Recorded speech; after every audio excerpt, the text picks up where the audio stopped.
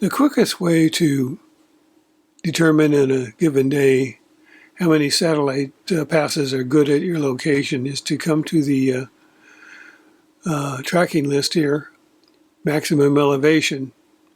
Let's go to the top of the list here, or the earliest satellite. This one is FL29 is 21 degrees. That's above my 7-degree horizon.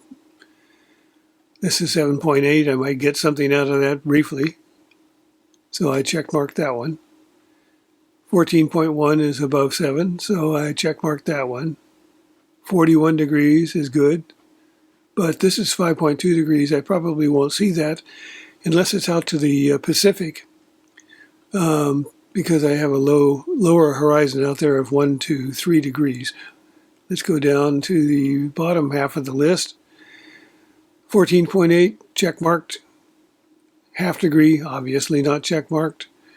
9.7, well, might get something out of that. 4.3, won't probably get that unless it's in the Pacific. And let's see, 26.8, RS-44. That should be visible to me at 26 degrees. And however, it depends on where it is as to how good a pass that will be in terms of activity. If it's out in the Pacific, there might be or might not be any activity. I'm going to show you how to preview a day for satellite tracking. I've set this up in the 2D mode. I have this zeroed. These are the satellites all unchecked except for this bottom one. So that is the bottom one. 4A is just off the screen down here. I can show you that here. Okay. I've got this set up to see most of the areas that I might cover. So that one gets to 3 degrees. Well, that normally is not good for me because at least to the east and the north, I need about a 7-degree horizon. However, towards the south, down in this region down here, and that qualifies, I do have anywhere from a 1 to 3 degree horizon. So that one is a valid one to at least see if I can hear. Now I'll go up to the next one and that will show up, but it's coming right down through here, and that's certainly not 25 degrees that far away. So that must be the earlier pass, which probably doesn't even cover this area since it doesn't show up on the chart. So what I'll do is go forward about an hour and a half, and now you see the line where its track is going to be, and that definitely is in the 25.5 degree area. So we will look at that one. I'll just bring it forward as an example. See, so very good coverage. Then I'll go to AO91 here and bring this back to 0. Yeah, it's back to 0. It's about an hour and 16 minutes. And it'll be 89 degrees, which is right straight through here, which, needless to say, will be a good pass for AO91. Don't need to look at that. XW2A is going to be 82, so that's almost a direct overhead pass going the other direction. So those two work out really nice because I'll track this one north and then I'll track this one south. Let's see about the time on them. However, they're very close together, so you'll have to sort of pay attention to whichever one you want to work. And then FL29 here is going to be at 6.5 degrees. Well, it's clear over here.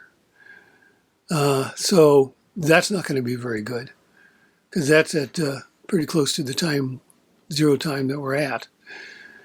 If Hawaii was active, it would be a good pass, although we would be somewhat marginal at 6.5. Well, actually, over the ocean, I have about a 1.5 to 3 degree horizon, so that would be good for a direct overhead pass in Hawaii. However, between the time, which it would be let's see, about 5 a.m. there, they're probably not up. and they don't get very active on the satellites from what I've observed. So anyway, that gives you the next 3 hours of activities, and by sliding this down, you can repeat the whole thing for the evening here, which would be, here's the afternoon probably, and here's the evening stuff. So I could unclick all of the ones I have clicked and go through here and find out, like that might be a good one, 16 degrees. That one might be a good one at 11 degrees. That might be good at 8.7 degrees, and so forth. So you can look ahead, and you don't have to, click them to see the track. You can sort of tell by this. The only thing about clicking the track is it tells you whether or not it's to your east or to your west. Obviously, 11.6 degrees west, you'd just be covering this area here. 5 degrees might be too far to the north or to the south, depending on the track of the satellite. So you may want to look because of that, but at least you can get an idea which ones you might want to look at. For example, in this case, I would just click that one, and I'd click this one because those could be candidates in this afternoon and early evening. So there you go, and we'll run this back up. And here's where this thing's going to be, FO29. And needless to say, if I run this forward, it's not going to be very high, 6 degrees, but it's to the west. I could hit it. I could get Alaska up here. I could get Hawaii down there. But again, both of those are in a time zone that is much earlier than our time zone here on the West Coast. So those are factors that you have to pay attention to.